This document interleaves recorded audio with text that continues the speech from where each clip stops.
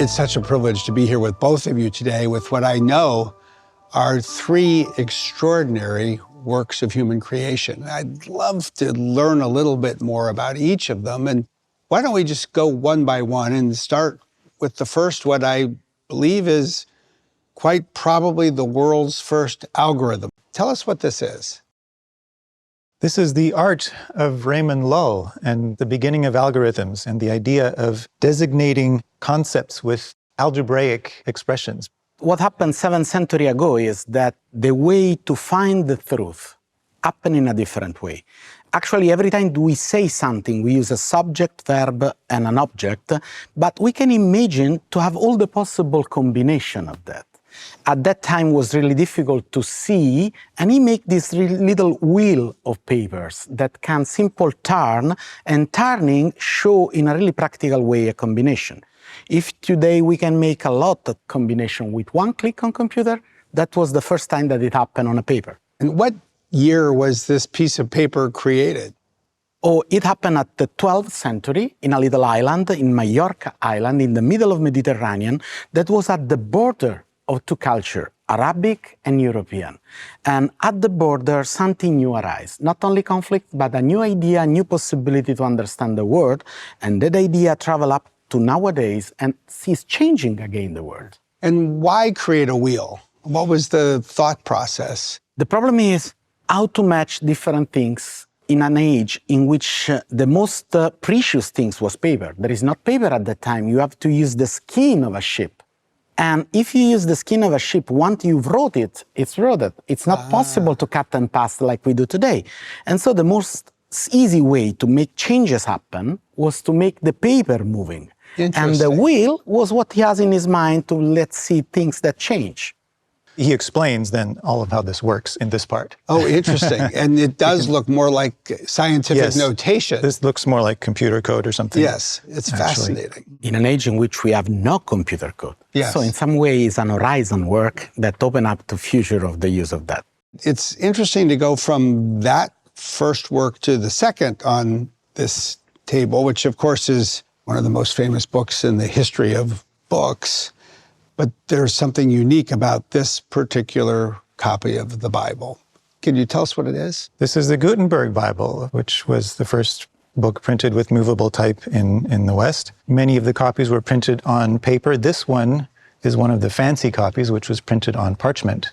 So these are animal skins. It's printed around 1454, probably, in Mainz, in Germany. It demonstrated that you could produce a book with movable type instead of having somebody actually write down every word and make mistakes along the way. It was an extraordinary moment in human history because it was a new technology, obviously, movable type, as you say, that led to the explosion of knowledge, or really access to knowledge by a much broader group of people. Yeah, we can see two main effects. One, it's much more philosophical, you know. Once you are connecting the writing with the book in one things, with this one, characters are like label that simple express a content.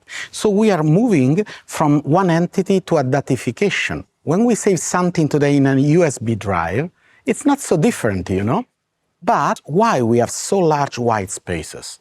Because they was intended to be used from a lot of hands that will consume it without consuming the text. Today we saw how many people see a web page by the metadata. They have to think before.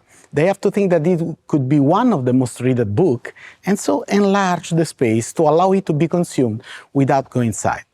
So at that time, they think before what has to be written before it's printed. And of course, the rest is history. History changed thereafter. And I had not thought about the way you put it. It really is labels that get moved around like data, and this notion of metadata starting to come into play as well. Yeah, and if this happened for few people compared to today, now I can do something like Gutenberg with a software on my personal computer. So the democratization of the knowledge now is on my own desktop. When I have a book like that, I need a standing point, and everyone is looking at the same book. Now everyone can have his own books. And today, with digital and artificial intelligence, everyone can have his own text because the machine is producing a different text for a different readers. I've always thought that this third book is in some ways perhaps the most extraordinary. Tell us what it is. So this is the book which collects the drawings that Galileo Galilei made when he was observing sunspots with his newly invented telescope. He dated this first drawing on the 3rd of May, 1612. And then he had observed that on the following day, the 4th of May, 1612, the spots on the sun were not in the same position. And then he continued on. You have the 5th of May position that the spots were in and so on. And this was interesting to him because it meant that the sun was not a perfect disk in the sky. It was something that was changing, that was moving, or maybe it was rotating. And so he explained all of these things in letters which he wrote to Cardinal Maffeo Barberini, who would later become Pope Urban VIII, to explain the interesting observations that he made on the sunspots. A bit of a clash or conflict, I think it's fair to say, between the advance of knowledge and the church in terms of the Earth's place in the solar system, and all of that Galileo was challenging through these new drawings. Yes, indeed. The thing was that it's not just the church teaching, because the church was relying on Aristotle's teaching. Yes, this was centuries, millennia. All the world knowledge conflict what these new technologies was showing to Galileo. Yeah. And the problem was, who I have to trust? Something new that I see or something that I believe from the past? The fight was to establish the dialogue from different perspectives.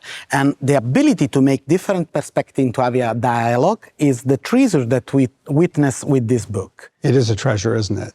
Yeah. It offers so much, not just of important human history, but how we can think about the need to connect faith and reason, knowledge, and yet the needs of humanity all together.